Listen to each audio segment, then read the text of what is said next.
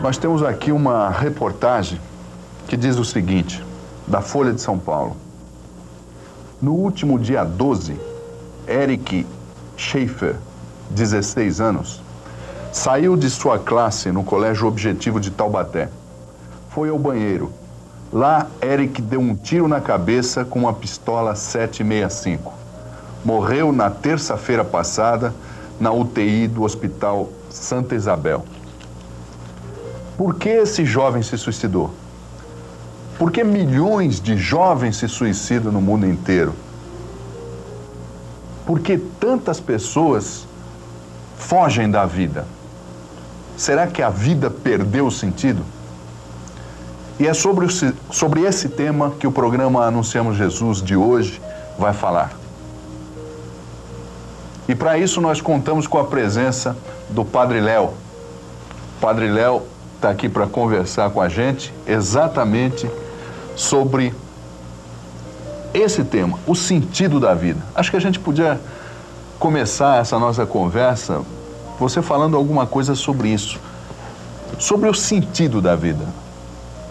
Veja bem, Claudio Honor, o grande problema da humanidade hoje é a perda do sentido da vida. E esse é um problema de todos, adultos, jovens e até crianças. Pessoas que não mais compreendem por que viver. Para que viver? Pessoas que não sabem de onde vim e também não sabem para onde vou. E quais seriam as grandes causas da perda do sentido da vida hoje? Penso que na raiz de tudo isso está essa luta hoje, entre aspas, pela desvalorização do ser humano. Luta que aparece muitas vezes nos meios de comunicação, luta que aparece na filosofia materialista, luta que vai aparecendo no consumismo. Por quê? Porque tudo isso leva as pessoas a não mais se valorizarem. Veja bem, na cabeça de um adolescente, usar a roupa da moda é algo vital. Por quê? Porque passa-se a ideia de que ele vale pela roupa que ele tem. Ora, no momento em que ele se valoriza pela roupa que ele tem, ele vai perdendo o sentido do seu corpo. Mas ao lado do modismo, nós temos o grave problema hoje, por exemplo, das drogas. O modismo, unido ao problema das drogas, levam o jovem, o adolescente, a perder o sentido do seu próprio corpo. Eu diria a perder o respeito por si mesmo, a perder o amor por si mesmo. E ao lado desses dois fatores, eu percebo um outro, esse pansexualismo da sociedade. Ou seja, o corpo só vale enquanto me leva ao prazer. Canalizando tudo isso nas músicas, nas propagandas, o jovem vai pouco a pouco, e o adulto também, porque o problema do modismo não é um problema só do adolescente ou do jovem, é do adulto também, é da pessoa que está com 40 anos, mas lutando excessivamente para manter sempre o carro do ano, a melhor casa, a melhor roupa, as melhores joias. Então a pessoa vai colocando o valor da sua vida fora de si. Ora, quando isso começa a acabar, o que vai acontecendo? Essa pessoa vai perdendo o sentido de si mesma. Essa pessoa vai perdendo o sentido da vida. Nesse caso, Léo, então os meios de comunicação colaboram muito então para o aumento de índice de suicídio? Sem dúvida nenhuma. O suicídio, embora ele seja histórico, a Bíblia inclusive traz, aliás são pouquíssimos casos, a Bíblia relata 3 ou 4 casos, alguns mais conhecidos como Sansão ou Saul, né? Suicídios, diríamos, altruístas, para defender um povo, para não cair na mão dos inimigos. Mas Sócrates, que se suicidou tomando cicuta, etc. Mas o suicídio hoje, juvenil, e nessas proporções, é uma realidade completamente moderna. Você veja bem, por exemplo, os Estados Unidos é campeão mundial em suicídio juvenil. Só no ano passado, no ano de 90, aconteceram 5.000 casos. E isso, como você viu na reportagem, em 500.000 tentativas de suicídio. Por quê? Porque o meio de comunicação vai criando a realidade do ilusório. Vai criando um eu ideal e não um eu real. E nesse eu ideal, vale quem está dentro daquele contexto. Vale quem está conforme as últimas ondas da moda. O meio de comunicação ele vai criando uma realidade ilusória na cabeça da pessoa, vai criando um mundo ilusório, e no momento em que há o confronto deste mundo ilusório com o mundo do real, com a dureza da vida, a pessoa vai então desistindo da vida. As doenças modernas, por exemplo, que surgem hoje, o que são, se não o desejo da pessoa ser aquilo que queria ser, esquecendo do eu real, esquecendo de construir esse eu real, de ir pouco a pouco vendo as dificuldades que você tem, os seus limites. Veja, o ser limitado não é o mal. Todos os progressos da humanidade vieram a partir de limites. O homem não podia voar. Bom, ele foi pensando, hoje tem um avião. Não podia ficar muito tempo embaixo d'água, ele criou o submarino, o telefone, quer dizer, todos os meios de comunicação, todos os progressos vieram a partir de um limite. No momento então que eu descubro o meu limite, porque a minha liberdade é sempre situada, se eu descubro o meu limite, eu vou lutar para vencê-lo. Agora, os meios de comunicação, criando o mundo do ilusório, ele cria um mundo sem limite. Um mundo onde tudo é bonito. E onde tudo é possível. Possível, agradável, fácil. Um mundo onde o dinheiro e o status social compram tudo. E na realidade não é. Aliás, uma coisa interessante, veja, Japão, uma sociedade evoluída, economicamente muito bem. Estados Unidos, o mesmo fenômeno. E por que lá acontece tanto suicídio? E também no Brasil. Jovens de classe elevada, jovens que têm um excelente padrão financeiro, social, cultural. E será que não está por trás disso? E essa não seria também a causa de tudo isso? A pessoa vai colocando o sentido da sua vida no dinheiro, no ter, no poder, no prazer. Ora, quando isso começa a desaparecer, ou quando isso não responde, e de fato não responde, Santo Agostinho dizia, o coração do ser humano está inquieto até que ele encontre Deus. Ora, ninguém consegue encontrar Deus se não se encontrar em primeiro lugar consigo mesmo. Então, no momento em que coloca-se a busca da sua realização pessoal no ter, no poder, no prazer, e quando isso não satisfaz, e de fato nunca vai satisfazer, a pessoa então vai pouco a pouco perdendo o sentido do seu viver. É como que se ela perguntasse, viver para quê? E aí é o fenômeno. Olha, mais de 90% do suicídio, que acontece no Brasil também, de jovens, de adolescentes, está da classe média alta para cima. A gente ouve o seguinte, que na realidade uma das grandes causas de suicídio é exatamente a depressão. Mas a depressão tem uma causa. E a causa é exatamente, ou várias causas, mas uma delas, e talvez acredito que seja a mais importante dessas causas, é exatamente colocar o sentido da vida no lugar errado. É você colocar a sua realização pessoal fora de você. Veja bem, essa revolução sexual que existiu, a falta da identidade da sua sexualidade como pessoa está levando muitos jovens ao suicídio. Veja, Claudionor, quando nós falamos em suicídio, nós não estamos pensando só no caso de um Érico ou de tantos outros, milhares deles, que chegam a, de fato, consumá-lo. Numa pesquisa feita nos Estados Unidos recentemente pelo Gallup, 1/3 de todos os entrevistados já tentaram o suicídio. Nós entramos nessa tentativa de suicídio que começa num processo de autodegeneração de si mesmo. Por exemplo, por que o jovem busca droga? Quais são as causas? Falta de diálogo. Você quer ver uma coisa interessante? Estou me lembrando de um autor que eu gosto muito, aliás é um ateu, Gibran Khalil Gibran. Ele escreveu um dos livros, escreveu muitos, Asas Partidas. E nesse livro ele chega a uma conclusão que faz a gente pensar muito. Lá ele diz assim, o filho sempre sofre por causa da riqueza dos pais. O que ele quis dizer com isso? Veja bem, quando essa mentalidade na sociedade de buscar afirmar-se no ter mais, no aparentar-se mais, no maior prazer, no maior poder possível, o que vai acontecendo? Falta de diálogo na família, falta de tempo para a convivência com os filhos. Tem pai que dá tudo para o filho, não dá o essencial, que é diálogo, carinho, tempo para bater papo, a presença. Né? Então ele dá a melhor escola possível, os melhores meios de comunicação dentro de casa ele tem, os melhores aparelhos, mas ele não tem carinho, ele não tem amor. Aí ele vai encontrar no grupo social. No grupo ele vai sofrer a pressão do grupo.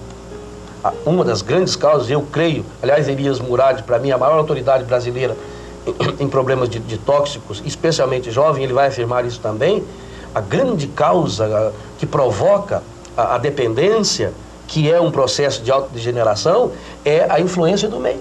Por quê? Porque o meio, hoje, o grupo de amigos, fala muito mais ao jovem, ao adolescente, do que o pai e a mãe. Os meios de comunicação falam muito mais. O adolescente passa 2, 3 horas por dia ouvindo rádio, assistindo TV, e quem sabe não tem 5 minutos de diálogo com o pai e a mãe. Então ele vai perdendo esse elo vital. É como uma planta tirada do seu habitat e colocada num vaso. Ela precisa de água todo dia para ir regando. Então isso vai acontecendo com o jovem, vai acontecendo com o adolescente, vai acontecendo com o adulto. Bem, quando ele vai descobrindo uma triste realidade que os meios de comunicação na criação do mundo ilusório não deixou transparecer, quando ele vai descobrindo então a triste realidade de que ele só vai ser feliz, que ele somente pode realizar-se quando tiver um encontro consigo mesmo, com o eu real, e desse eu real um encontro com Deus, até que ele leve esse processo, ele pode entrar numa grande, terrível crise de depressão. Veja, eu tive, por exemplo, em Brusque, alguns anos atrás, teve a grande enchente. E muita gente perdeu casa. E muita gente perdeu a fé por causa disso. Então, a pessoa colocava a sua realização, a sua felicidade, na casa bonita, no carro bonito. Quando eu perdi isso, bem... A culpa é de Deus. Deus não existe, a culpa é dele e eu vou perder a minha fé. Tá certo. Então eu entro nesse processo de depressão. E, aliás, os grandes casos que eu tenho trabalhado ultimamente é isso. É a depressão. Depressão de jovem, depressão de adulto, depressão de senhores, de senhoras. Não tem sexo, não tem idade. É verdade. Eu me lembro agora de um caso onde a Celina, minha esposa, trabalhava com a FEBEM, trabalhava na FEBEM como voluntária. Na FEBEM, na parte de triagem, aquelas crianças que vão de 0 a 5 anos de idade, chegam lá para serem triadas, se elas são doentes, se elas são carentes, se vai encaminhar para o hospital, se vai encaminhar para adoção, se vai encaminhar para outro lado qualquer. E a Celina, eu me lembro que ela ficou com uma menina chamada Aretusa, uma menina que foi abandonada na porta da FEBEM, e essa menina tinha 5 anos de idade, mas o comportamento dela era de um bebê. Ela não evacuava sozinha, ela não comia sozinha, ela não sorria, ela não fazia absolutamente nada. Então ela estava ali para se definir o que ela era. Se ela era deficiente mental ou sei lá o quê. O que se pensava no início é que essa menina seria encaminhada para um hospital de deficientes mentais porque ela seria um vegetal. Acontece que a Celina pegou essa menina e ela começou a, uma vez por semana, visitar essa menina, dar banho, levar para tomar sol, pegar no colo, porque a menina com 5 anos era um palito, imagine, né?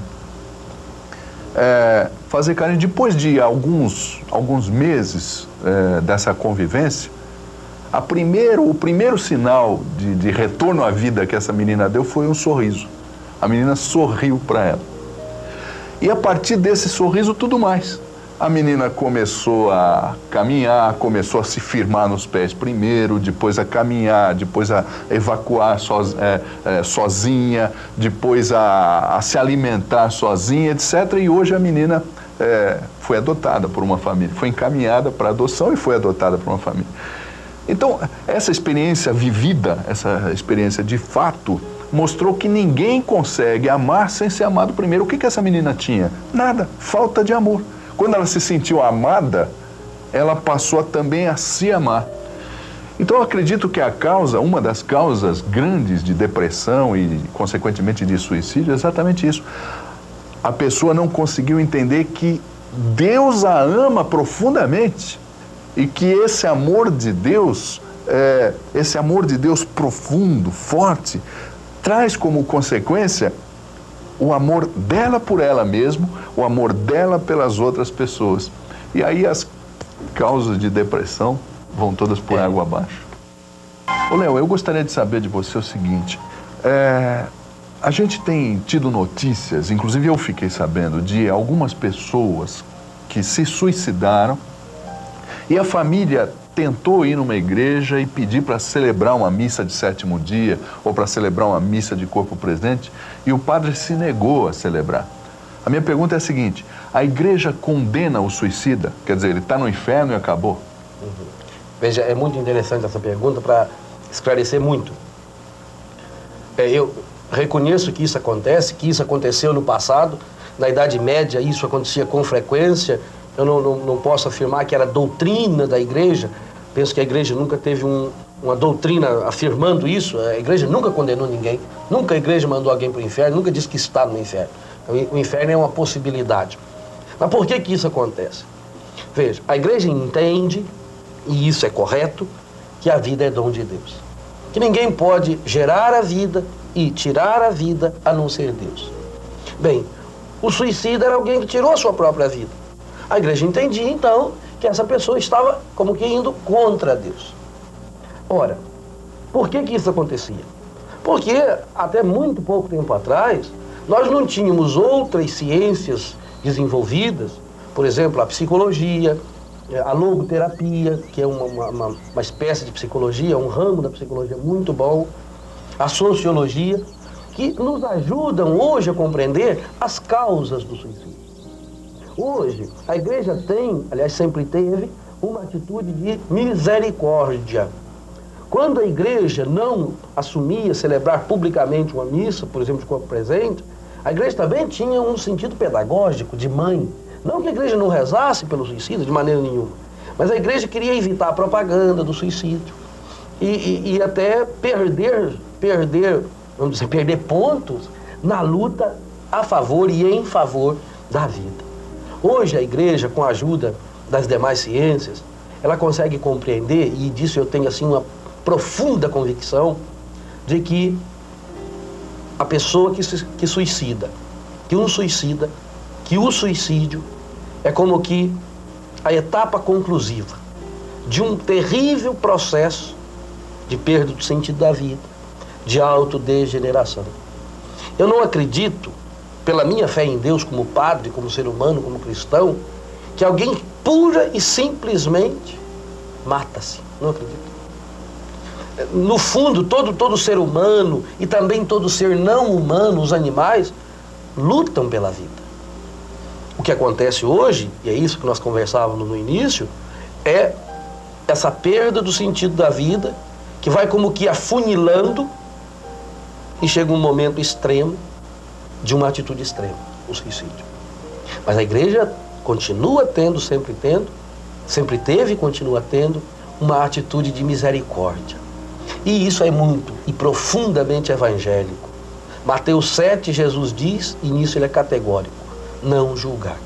Não cabe-nos julgar aquela pessoa. E o fato de condená-la seria mais do que julgar, seria a consumação do próprio julgamento. Então hoje a igreja tem uma atitude de misericórdia. Atitude que a igreja quer estar ao lado da família de uma pessoa, porque realmente é um drama para toda a família e para toda a sociedade. A gente tem reparado que existem famílias de suicidas. Coisa incrível, famílias de suicidas. Quer dizer, o tataravô se suicidou, o primo do avô se suicidou, o irmão do pai, o irmão, sabe? Então a gente vê de gerações, em sucessivas gerações de uma mesma família, casos de suicídio.